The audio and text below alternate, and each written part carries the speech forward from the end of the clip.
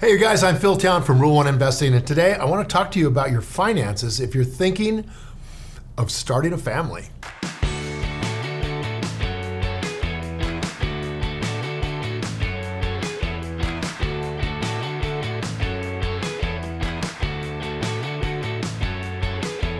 So you're thinking about starting a family, huh? Well, I won't try to advise you on how to parent your children, I promise. Having been down that road, what we learn is how much we don't know. Or I won't even provide you tips on the best way to change a diaper, I promise you that. But I do have some thoughts on how to manage your finances that could come in pretty handy. Now here's a few basic financial tips to keep in mind when you start a family. First, maintain control of your finances. Rich or poor, it's the lack of control over your money. It's the quickest way to bankruptcy and financial chaos. Financial chaos is what happens to most of us. So just ask any former millionaire sports star what happens when you lose control and you don't pay attention.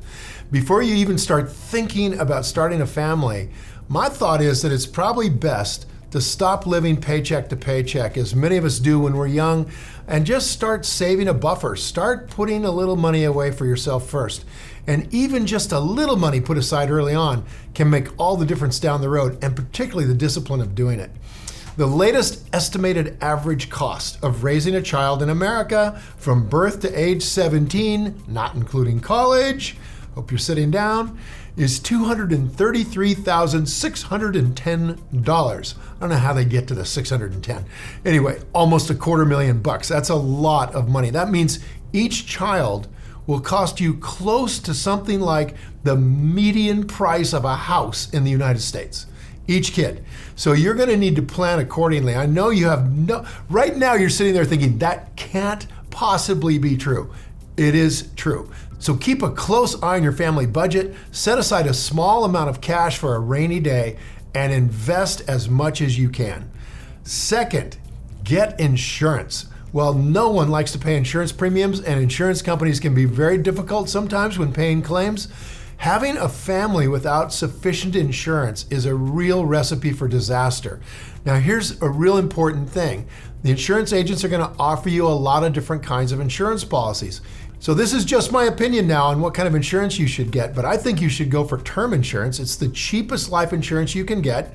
And then look at what it would cost you to get a more expensive type of insurance like whole life or universal life. And then park the difference between the insurance policy you're paying for term and what you would be paying for the more expensive policy, put that away and start investing it.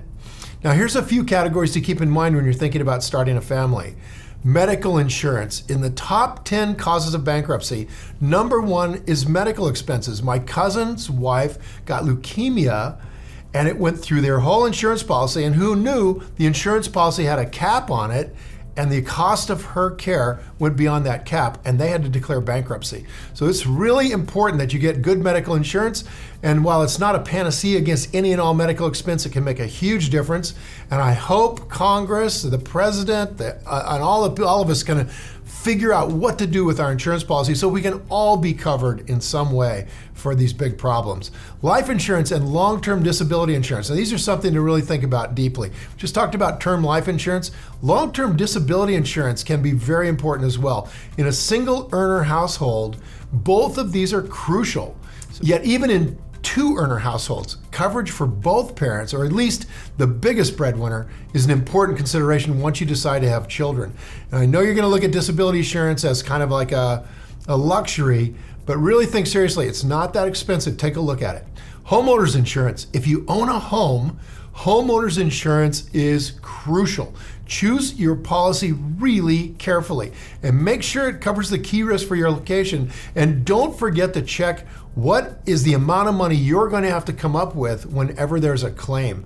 I've had an insurance policy where I had to come up with $10,000 of the first expenses, which meant they basically covered nothing except burning down the house. So start investing for college. That's another important thing.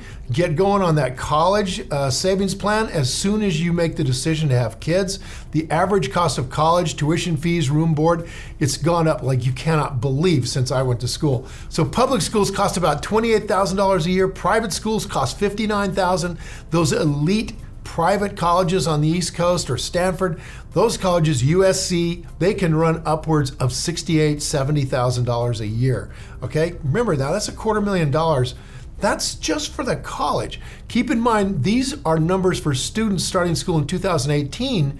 You need to expect significantly more cost if your kids are still in diapers. Just figure that the cost of college will rise at about 6% per year. So over an 18-year period of time, that's gonna double it and a half.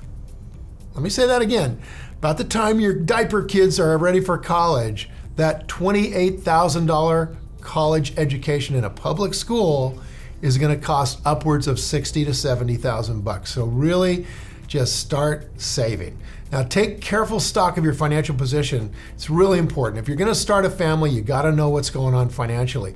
Being a parent and a spouse is incredibly rewarding in many, many ways, but it also comes with a lot of responsibility, and that means built-in stress. Financial pressure is the one headache you don't have to add to the mix. So do yourself and your family a favor by planning carefully, sticking to a budget, investing early and often, and putting in place the insurance you need. Your family's going to thank you for it. And I would add one more little thing.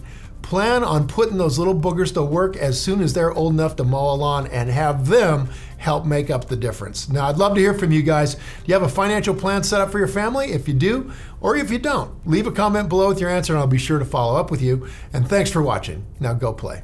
If you enjoyed this video, you guys, and you feel it was valuable in teaching you more about financial advice for families, hit the like button and please share the video with your friends. And if you want more investing content, subscribe to my channel. We've got a great pile of stuff there.